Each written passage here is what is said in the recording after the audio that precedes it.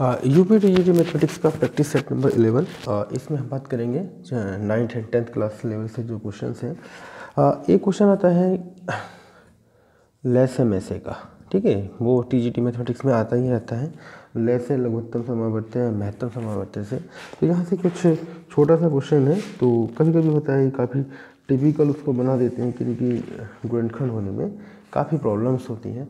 तो इस तरह का क्वेश्चन डाल दिया जाता है। जैसे कि क्वेश्चन से हमारे पास एक्स स्क्वायर प्लस 1/x² नहीं सॉरी एक्स की पावर 4 प्लस 1/x की पावर 4 प्लस 2 की वैल्यू ज्ञात करना है जब x इक्वल टू √3 है। इसकी वैल्यू फाइंड करना है x इक्वल टू √3 पर, ठीक है। तो इस तरह का क्वेश्चन अगर दिया हुआ है तो इसको पहले फैक्टराइज करते हैं, ठीक है। तो ये है जैसे एक्स स्क्वायर का होल ऑफ स्क्वायर प्लस का 1/x² का होल ऑफ स्क्वायर प्लस का 2x² इंटू 1/x², इसको इस तरह से लिख सकते हैं a² plus b² plus 2ab, ठीक है। इससे कैंसिल हो जाएगा तो ये हो जाएगा x² प्लस 1/x² का होल ऑफ स्क्वायर। जबकि x की वैल्यू √3 दिया हुआ है तो x² इक्वल टू हो जाएगा 3, यानी कि 3 प्लस का 1/3 का होल ऑफ स्क्वायर।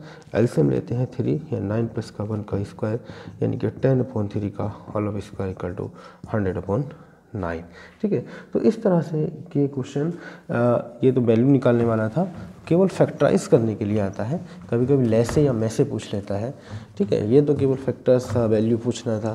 तो कुछ भी हो सकता है, लैसे मैसे में से कोई क्वेश्चन आ जाए या फैक्टर करने के लिए आ जाए। जैसे कि क्वेश्चन है x² प्लस का 1/4 प्लस x, ठीक है। तो इसका फैक्टर्स करना है, यानी कि इसकी वैल्यू फाइंडिंग करना है कि क्या इसका फैक्टर्स हो सकता है का गुणनखंड करो, ठीक है। गुणनखंड क्या आ जाता है, ये लैसे मैसे में से चांसेस रहता है। तो कभी कभी होता है कि दो क्वेश्चन आ जाते हैं, एक लैसे या मैसे फाइंड करने के लिए और एक फैक्टर्स करने के लिए।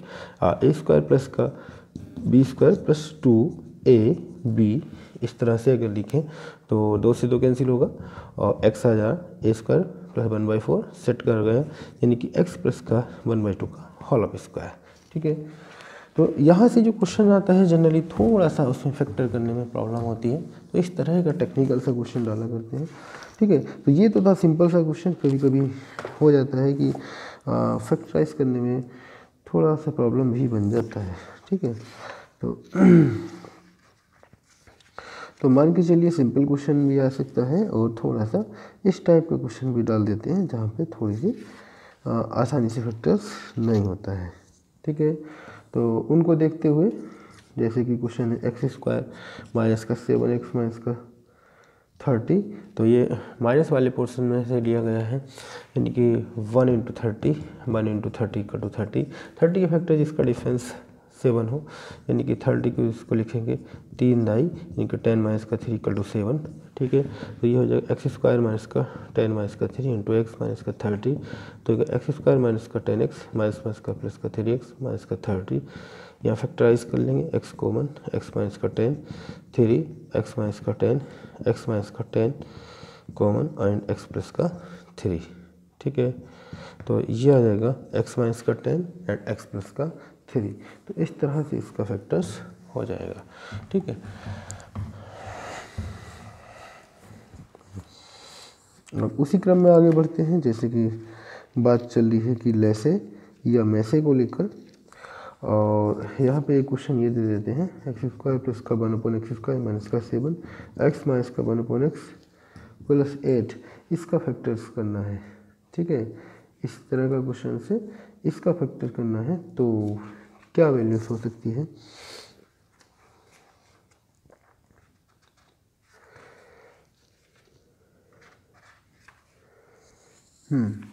अब x माइनस का 1/x जहाँ है, यहाँ पे x माइनस का 1/x है और वहाँ पे दिया है x² प्लस का 1/x²। तो x माइनस का 1/x का हम होल ऑफ स्क्वायर लेंगे, तो x² प्लस का 1/x² माइनस का 2x इंटू 1/x। तो यहाँ पे आ जाएगा x माइनस का 1/x का होल ऑफ स्क्वायर और ये x² प्लस का 1/x² माइनस 2 x माइनस का 1/x का स्क्वायर प्लस का 2 equal to x² plus 1/x², ठीक है ना। तो इसकी जगह ये क्वांटिटीज हम पुट कर सकते हैं। तो x माइनस का 1/x का होल ऑफ स्क्वायर प्लस का 2 माइनस का 7 x माइनस का 1/x प्लस का 8। अब x माइनस का 1/x को कुछ लेट कर लें, सपोज हमने बाई लेट किया, ठीक है, क्या लेट किया y, तो ये हो जाएगा वाई स्क्वायर प्लस का 2 माइनस का 7y प्लस 8, यानी कि वाई स्क्वायर माइनस का 7y प्लस का 10। अब इसके फैक्टर्स करेंगे 10 के टुकड़े जिनका सम 7 हो, ठीक है, 10 के टुकड़े 2 बन जाए 5, यानी कि 2 प्लस का 5 इक्वल टू 7 हो जाएगा, ठीक है। तो 7 की जगह पर हम रख सकते हैं 2 प्लस का 5 इंटू वाई प्लस का 10, तो यानी कि वाई स्क्वायर माइनस का 2y माइनस का 5y प्लस का 10। फैक्टराइज करेंगे, यहाँ पे y कॉमन लिया, y माइनस 2, 5 कॉमन लेंगे y minus 2, y minus 2 common लेंगे y माइनस का 5, ठीक है। तो y की वैल्यूज पुट कर देंगे, y था x माइनस का 1/x माइनस 2 और ये भी x माइनस का 1/x माइनस का 5, x माइनस का 1/x minus 2 and x minus का 1/x माइनस का 5, ठीक है। तो इस तरह क्वेश्चन अगर आता है तो उसका इस तरह से फैक्टर्स किया जाएगा।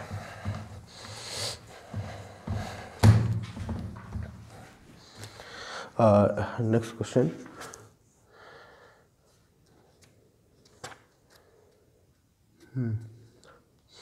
तो ये तो था फैक्टर्स किस तरह से करना है, गुणनखंड करना है।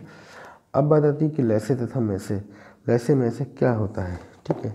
जैसे कि दो पद दे दिया, ठीक है, एक्स क्यू माइनस का Y cube and X square minus का वाई स्क्वायर, दो टर्म्स है का में से मतलब महत्तम समावर्त, ठीक है। इसको बोलते हैं HCF और लैसे को कहते हैं LCM। अब यहाँ पे जैसे कि ये है एक्स क्यू माइनस का वाई क्यू, इसका फैक्टराइज करेंगे एक्स माइनस का वाई, एक्स स्क्वायर प्लस का वाई स्क्वायर प्लस का X Y and X square minus का वाई स्क्वायर का फैक्टराइज ये होगा एक्स माइनस का वाई एंड एक्स प्लस का वाई। अब आ जाती में से यानी कि HCF, जो दोनों में पार्ट कॉमन होता है वो होता है में से, और लैसे यानी कि LCM, यहाँ पे कॉमन नहीं है 1, यानी कि सारे part X minus Y common है वो भी लिया जाएगा, और ये एक्स स्क्वायर प्लस का वाई स्क्वायर प्लस का X Y and X plus का वाई ये भी लिया जाएगा। तो एक्स माइनस का वाई, एक्स प्लस का Y and X square plus का Y square plus X Y. अब जैसा ऑप्शन दिया होगा इस तरह से भी ऑप्शन छोड़ सकता है, या इस तरह से इन दोनों को फैक्टराइज कंबाइंड कर दे, इस तरह से भी आंसर आ सकता है। तो लैसे और में से जो मेन पार्ट है क्या होता है, लैसे होगा कंबाइंड पार्ट होता है और में से जो कॉमन पार्ट होता है। तो इस पे भी लैसे में से पे एक क्वेश्चन आता रहता है। जब फैक्टराइज हो जाता है तो लैसे में से आसानी से निकाला जा सकता है, ठीक है। लैसे और में से लघुत्तम एंड महत्तम समावर्त तभी निकाल पाते हैं जब क्वेश्चन का फैक्टराइज करना जानते होंगे, यानी कि फैक्टर करना आता है। तो सबसे पहला पॉइंट है कि फैक्टर करना जरूर आना चाहिए, फैक्टर करना आता है तो ये पॉइंट हो ही जाता है, ठीक है। अब यहाँ से कंफर्म है कि एक क्वेश्चन LCM या HCF से आता ही है, ठीक है, और हो सकता है कि 1 क्वेश्चन फैक्टर से आ जाए, ठीक है। तो ये वाला पोर्शन केवल बताया गया है कि इस पोर्शन से आता है क्वेश्चन, ठीक है। करने के तो क्वेश्चन तो बहुत होते हैं, तो फिर भी केवल स्टार्टिंग की गई है। ये कुछ लोगों को मालूम होगा कि कुछ को नहीं होगा, तो इस बात को देखते हैं। यहाँ पे केवल स्टार्टिंग पॉइंट रखा गया है, इस तरह से ये क्वेश्चन आएगा, ठीक है। अब बताती है कि नेक्स्ट टाइप ऑफ में जो क्वेश्चंस हैं वो क्या हो सकते हैं। कुछ रेखाओं का कोणों से संबंधित क्वेश्चन में कभी कभी आने का चांसेस बना रहता है। रेखा कोण से संबंधित क्वेश्चन हो, या फिर क्वेश्चन हो सकता है कि त्रिभुज से ब्रश से क्वेश्चन, ठीक है। तो वहाँ के पोर्शन को देखते हुए रेखा कोण से संबंधित जैसे कि क्वेश्चन है हमारा, ये कोई लाइन है और यहाँ पे कुछ कोण दिए हैं, ये रेखा M है, ये N है, यानी कि M पैरेलल है N के, यानी रेखा M समांतर है रेखा N के। यहाँ पे कुछ एंगल दिए हुए हैं, ये एंगल है 1, angle 2, angle 3, angle 4, angle 5, angle 6, angle 7 और ये है एंगल 8। यहाँ पे एंगल 3 इक्वल टू 61 दिया है एंड एंगल 7 इक्वल टू 119, 119 से रखा है। तो वैल्यू फाइंडिंग करना है, बाकी जो बचे हुए एंगल हैं यानी अदर जो कोण है उन सब का मान निकालना है, ठीक है। अब बात आती है कि यहाँ पे कुछ रिलेशंस बता देता हूँ। ये एंगल इस एंगल के इक्वल होता है और ये इसके इक्वल होता है। यानी angle 1 equal to angle 6, angle 1 equal to angle 6, angle 2 equal to angle 5 and angle 1 equal to angle 3, angle 1 equal to angle 3, angle 1 equal to angle 3 और angle 2 equal to angle 4, angle 2 equal to angle 4। ऐसे ही angle 6 equal to angle 8, angle 6 equal to angle 8, angle 5 equal to angle 7। 5 7 के equal होता है, 6 8 के equal होता है। तो उसी क्रम में 1 6 के इक्वल था तो 4 भी 7 के इक्वल होगा। एंगल 4 इक्वल टू एंगल 7 क्यों इक्वल होगा? क्योंकि यानी कि सीधी रेखा बन रही है, ये कोण ये बराबर तो ये बराबर होंगे, क्योंकि सीधी रेखा पे जो बनने वाला कोण होगा टोटल 180 होगा। ये इक्वल है तो इधर वाले भी इक्वल रहे होंगे। ऐसे ही यहाँ पे 2 5 के इक्वल है तो 3 भी 8 के इक्वल होगा। Angle 3 equal to angle 8। अब बात आती है कि हमारे पास 2 एंगल दिया है, एंगल 3 है, एंगल 3 इक्वल टू 61 है तो एंगल 8 भी 61 होगा। ठीक है, 3 है 61 तो 8 भी 61 तो 1 भी 61, 161 है तो 6 भी 1 के बराबर होगा, 1 6 के बराबर होगा, 61 होगा। अब बात आती है कि अगर हम ये निकाल लें या ये निकालें, एक ही बात है, रेखा M पे बना हुआ कोण है तो ये प्लस ये 180 होगा इस तरह से। यानी angle 1 plus angle 2 equal to 180 होगा। एंगल 1 का मान 61 है और एंगल 2 निकालना है तो 180, तो एंगल 2 इक्वल टू 180 माइनस का 61 119 आ जाएगा एंगल 2। एंगल 2 अगर 119 है, ठीक है, इतना वाला अगर 119 अंश है, 119 है तो ये वाला एंगल 4 भी 119 अंश होगा। ठीक है, 119। एंगल 4 119 है तो एंगल 7 भी 119 होगा एंड एंगल 5 भी 119 होगा। Angle 4 equal to angle 7 equal to 119 और एंगल 7 एंगल 5 के इक्वल है तो एंगल 5 भी 119 अंश होगा। ठीक है, तो ये प्रॉपर्टीज अगर जानते हैं तो क्वेश्चन इसमें आसानी से निकाले जा सकते हैं। ठीक है, तो इस टाइप में अगर 2 पैरेलल लाइन के कटे हुए पे क्वेश्चन आ जाता है तो वो आसानी से हो जाना चाहिए। ठीक है,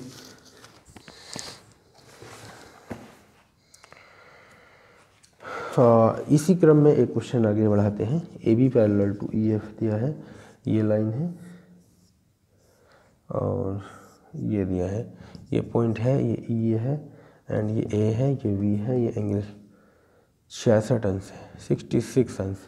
ठीक है, और ये है 150 अंश और ये है 36 और ये है 30, ये सी एंड ये एंगल डी। ठीक है, इसको देखते हुए फाइंड करना है हमको, दिखाना कि आकृति पैरेलल है, ये पैरेलल शो करनी है। तो पैरेलल तभी शो होगी जैसे कि ये एंगल और ये एंगल बराबर हो। ठीक है, इस तरह से देखिएगा, ये एंगल 66 है तो ये भी 66 होना चाहिए, तो ये 66 है तो ये भी ऐड होने पर 66 ही आ रहा है। ठीक है, दूसरी और कंडीशंस, ये A B parallel to E F, A B E F के पैरेलल है। ये एंगल 150 अंश दिया है,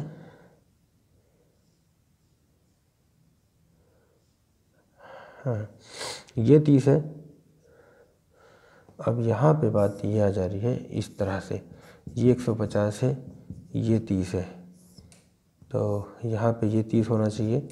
ओके, ये 30 है, 150 तो ये 30 होगा ही होगा। क्लियर सा पॉइंट है। ये एंगल इस एंगल के बराबर आ गया तो ये लाइन इस लाइन के पैरेलल हो चुकी है, यानी A B parallel to C D, A B C D के पैरेलल है। ओके, चूँकि ये एंगल इस एंगल के इक्वल है। क्यों हुई है इक्वल? ये जो एंगल पैरेलल हुई है C B A, angle C B A parallel to angle B C D, equal to angle B C D, ये एंगल इस एंगल के इक्वल है। तो इस कंडीशन में एकांतर कोण इस अवस्था में ये एंगल ये लाइन के पैरेलल हो चुकी है। अब बात आती है इस लाइन की,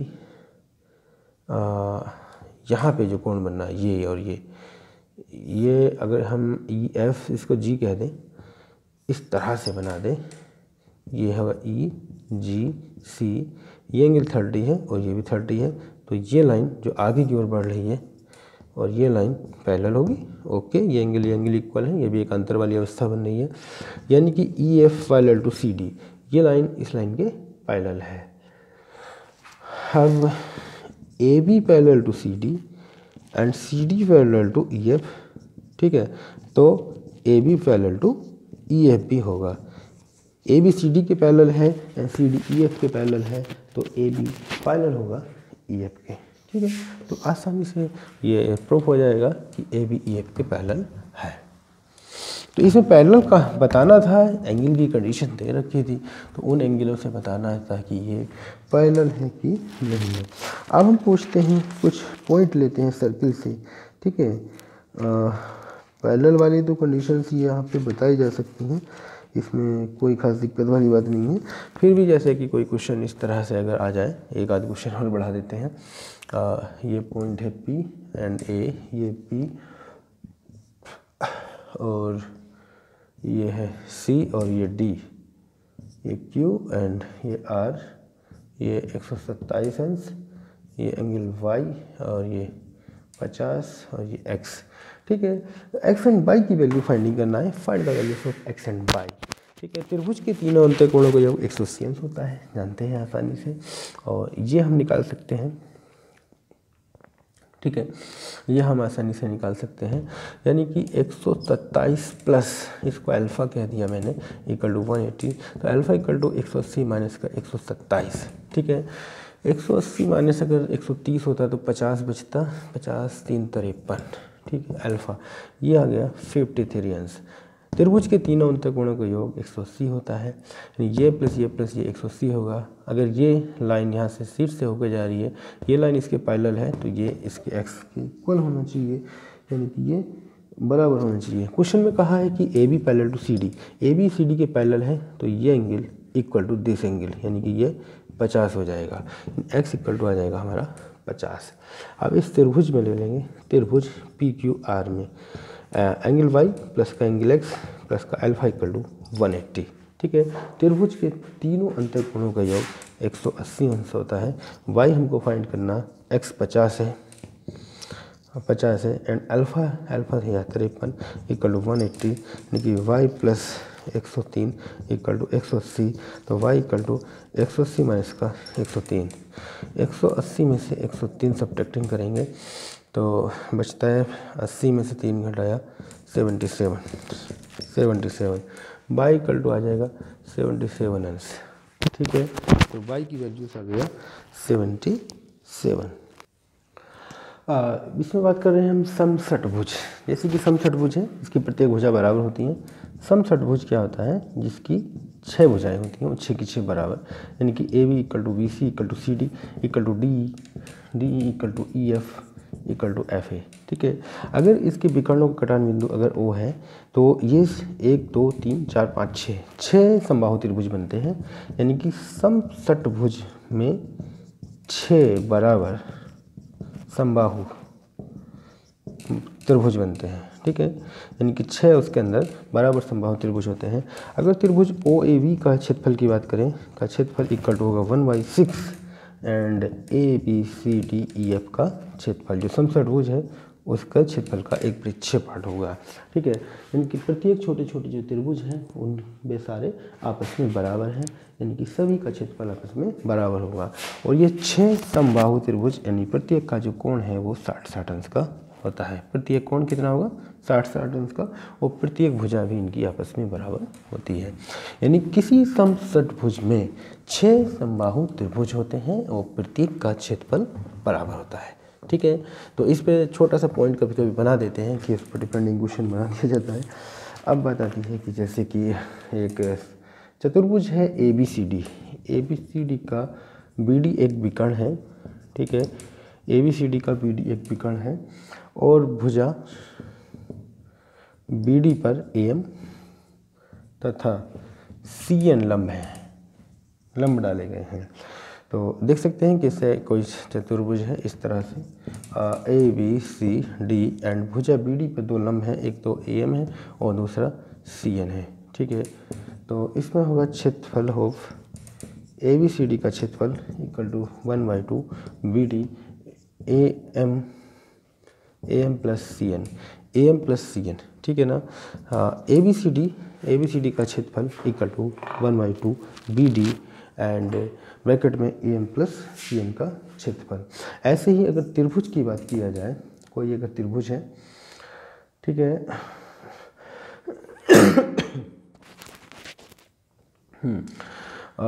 मतलब एक त्रिभुज ABC में BC का मध्य बिंदु D है, ठीक है, एंड AD का मध्य बिंदु E है। तो जैसे कि कोई त्रिभुज है ABC में BC का मध्य बिंदु D एंड AD का मध्य बिंदु E, ठीक है। तो इस तरह से ये जो त्रिभुज बनेंगे, 4 त्रिभुज बन जाएंगे, 1 2 3 4, चारों के चारों आपस में बराबर होते हैं और सरगामसम होते हैं, ठीक है। तो किसी एक त्रिभुज का क्षेत्रफल, इसका क्षेत्रफल कंप्लीट के क्षेत्रफल का 1/4 पार्ट होता है, ठीक है। तो इसमें 4 सरगामसम त्रिभुज यानी कि बराबर त्रिभुज बनेंगे 1 2 3 4 एंड त्रिभुज VEC का क्षेत्रफल इक्वल टू क्षेत्रफल इक्वल टू 1/4 ऑफ त्रिभुज ABC का क्षेत्रफल, ठीक है। तो इसका क्षेत्रफल इक्वल टू कंप्लीट त्रिभुज के क्षेत्रफल का 1/4 पार्ट होता है। तो ये प्रॉपर्टीज वाले क्वेश्चन है, ये कभी कभी जो है बना के आ जाते हैं, छोटे छोटे फॉर्म बन के इसमें आ जाया करते हैं।